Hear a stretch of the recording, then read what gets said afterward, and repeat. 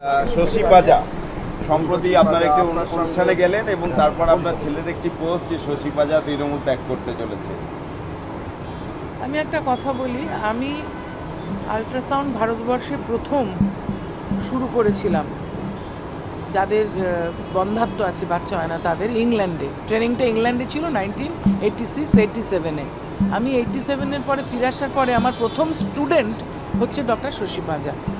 আরজিকর থেকে পাশ করে সে আমার সঙ্গে আল্ট্রাসাউন্ড শেখার জন্য কাজ শুরু করে 1987-88। সেই থেকে সে এখন অবধি, আজ অবধি ঘোষ দোস্তার ইনস্টিটিউট অফ ফার্টিলিটি রিসার্চে এই যে পার্টিকুলার আল্ট্রাসাউন্ডটা এখনও সে সেই কাজটা করে। সেজন্য সে প্রতিদিন সেখানে আসে, প্রতিদিন পেশেন্ট দেখে।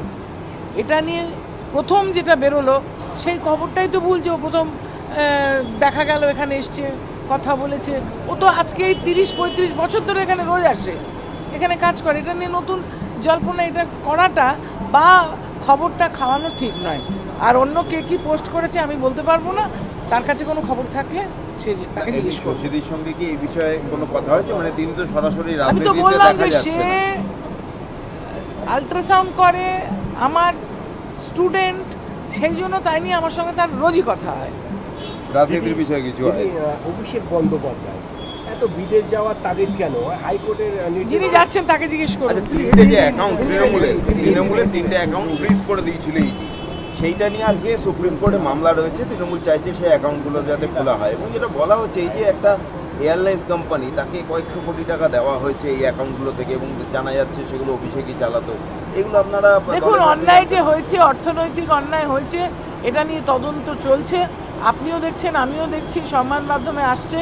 কিন্তু সেই অর্থনৈতিক যে তদন্ত চলছে, তছরূপের তদন্ত, এয়ারলাইন্সকে দেওয়ার তদন্ত, বাড়িটা নিয়ে তদন্ত বা বিভিন্ন যে আরও অনৈতিক কাজকর্ম হয়েছে, এটা যেহেতু সাবজুডিস ম্যাটার, সুতরাং এটা কোর্ট এবং তদন্ত সংস্থা দেখবে। আমার এতে বলার কিছু নেই। আগামীকাল শুভেন্দু অধিকারী বা আপনাদের সিপিআই সাংসদদের সঙ্গে বৈঠকে বসছেন?